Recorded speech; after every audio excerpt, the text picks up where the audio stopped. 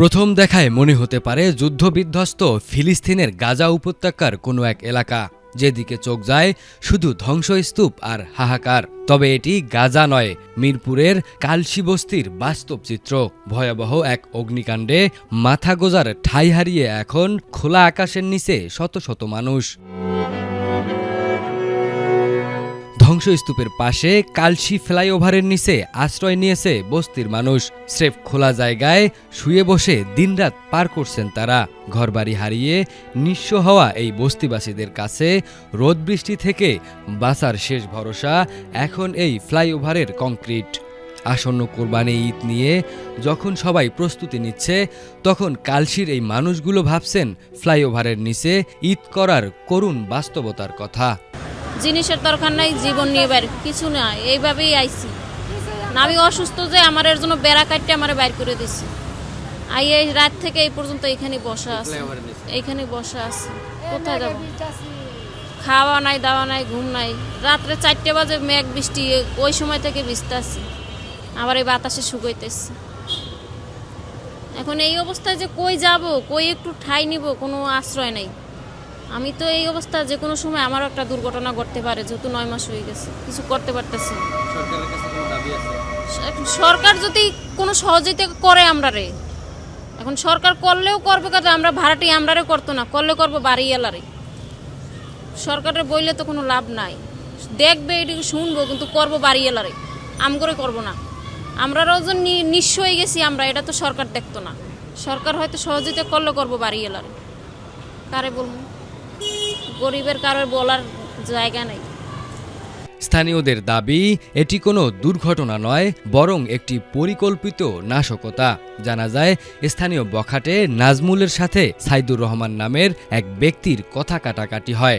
এক পর্যায়ে নাজমুল চড়াও হলে উপস্থিত লোকজন তাকে থামিয়ে দেয়। অপমানিত বোধ করা নাজমুল হুমকি দেয় বস্তি জ্বালিয়ে দেয়ার।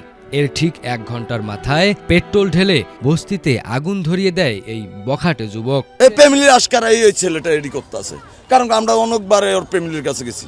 ওর ফ্যামিলি কোনো এটার কোনো ইয়া নাই নাকি, ওর ফ্যামিলির কাছে অনেকবার যাওয়া হয়েছে। আমাদেরকে এই অত্যাচার্য করতেছে, অনেকবার যাওয়া হয়েছে ওর ফ্যামিলির কাছে, অনেকবার বলা হয়েছে। ঠিক আছে, না আমার অস্ট্রিচ বাঙালি দোকান, আমার পরে 15-20 লক্ষ টাকার মালামাল গেছে। এরপরে দোকানপাট রুম টুম তো আছেই, এগুলি তো আছেই। আমার এমনি দোকানের ব্যবসার 15-20 লক্ষ টাকার মালামাল গেছে। আপনি কইলে কি লাভ হইব?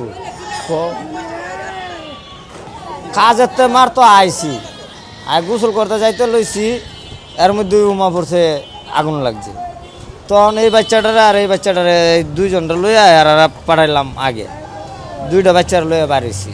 কালশি বস্তির এক নারী জানান, নাজমুল দীর্ঘদিন ধরেই এলাকায় চুরি ও ছিনতাইয়ের মতো অপরাধে লিপ্ত ছিল।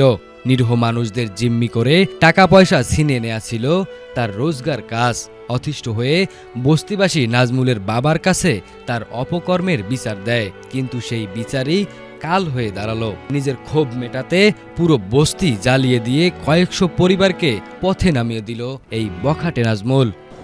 আগুন লাগানোর আগে দিয়া ওই যে একটা ওই যে বুড়া আর বুড়ার বউর সাথে কাজা লাগছে, আসরের পরে কাজা লাগছে। হ্যার বলে টিন নিয়ে এই দোকানে বেচা লাইছে জাপ নিয়ে।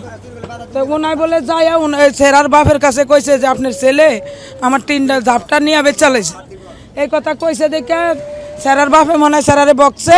সেরা আয়া হ্যাঁ করে হামকি দমকি দিতেছে, কি লিগা কইলা আমি টিন নিয়ে বেচছি, কইলা কি লিগা কিছুদিন কিছু হইলে আমার বাপের কাছে বিচার দাও পাইছো কি? কইয়া হ্যার বডি থেকে কইতেছে, না রে আমি ডরের ঠেলা কইতেছে, না রে আমরা বিচার দিছি না, না দিলে কইছে কা। এই কথা করবারে বেডিরে লইছে ছুরি লওয়ার পরে দিয়া গালা টিপা দিতে ধরিয়া কয় কি একটা আসার মারমু কিন্তু ধরিয়া। এই কথা করবার আমরা সবাই দৌড়ছি, ধরিয়া সারা চুরিয়া দিয়ে অগরে পাঠাই দিছি। এই যে বুঝারে এদিকে টাইনা আনছি, এই যে মারামারি হয়ে যাবো। আনার পরে দিয়ে সাথেই কইতাছে, ওই যে বুঝারে ডাক দেন, আরো 5-6 জন আছে, এগো সামনে কইতাছে 1 ঘন্টার মধ্যে দেখবি তোরা চল্লা বুড়া সাফ হয়ে যাবে। এই যে কালকার থেকে এই বন্ধক না খাওয়া একটা কোনো নেতা খাতায় আম করে দেখছেন এই বন্ধক, কোনো কেউ জিগাইছে না। এই যে কালকার থেকে বৃষ্টিতে এই জায়গায় ভরিয়া ভিজতাছি, রোদে শুকাইতেছি, আমরা কি কেউ ভোট দিছি না? আমরা ধানের শীষ করছি, আমরা ধানের শীষে ভোট দিছি। কে লেগে আমরা পাইব না? কে লেগে আম করে একটা নেতা জিগাইলো না? কোন দোষে জিগাইলো না এই বন্ধক? আগুনের তীব্রতা এত বেশি ছিল যে কেউ ঘর থেকে কোনো আসবাবপত্র বা সঞ্চিত অর্থ বের করতে পারেননি। স্রেফ পরনের এক কাপড়ে জীবন বাঁচিয়ে ঘর থেকে বেরিয়ে আসেন সবাই। চোখের সামনে দাউ দাউ করে পুড়তে দেখেছেন তিল তিল করে গড়া নিজের স্বপ্নগুলোকে। আমরা তো ভাই কোনোদিন ভাবিনি যে এখানে বই আমরা এই খিচুড়ি কামু, বুঝলেন, মানুষে দিব কামু, আর মাল যেমন যেমন আসেন সব তো পুড়ে গেছে, হয়ে গেছে। যাও দুইটা একটা বাইর করছি, এগুলো লয়ে গেছে মানুষে পোলাবানে, এলাকার পোলাবানে লয়ে গেছে, স্থানীয় পোলাবানে লয়ে গেছে। এখন আমরা এই অবস্থায় আছি, দেখেন কি আর কি। খবর পেয়ে ফায়ার সার্ভিসের 5টি ইউনিট ঘটনাস্থলে পৌঁছে টানা 2 ঘন্টার চেষ্টায় আগুন নিয়ন্ত্রণে আনে, কিন্তু ততক্ষণে আগুনের লেলিহান শিখা সবকিছু ছাই করে দিয়েছে। আমার কোয়া নাই বার্তা নাই, সব ব্যাঙ্গে চুরাতে হয়ে গেল। হ্যাঁ, এরপর দ্বিতীয় এই যে সন্ত্রাস পোলা মানার লেগে, বাজে পোলা মানার লেগে আমরা দেশে এদিকে বাস করতে পারতেছি না। এবার কালকে রাতে আগুন ধরেই দিল, এক 4-5 আগুন নিবাইছি, এবার গার্জেনকে জানাইছি। এবার তো ওই গার্জেনের কোনো আমাদের কথা দাম দেয় নাই। আমার উল্টা বলে তোর কোনো হুতি হয়েছে, তো এখন তো আমার হুতি হয়েছে। মানব প্রতিমা থেকে আমার এই আবেদন, আমার এই হুতিপূরণ চাই আমি।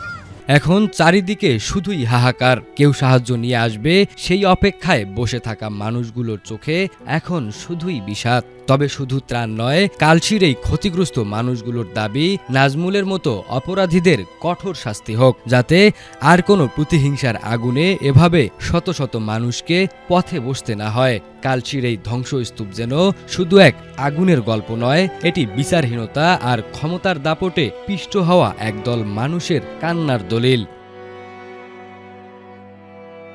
সাইফুল্লাহ আল হেলাল, এটিএন বাংলা।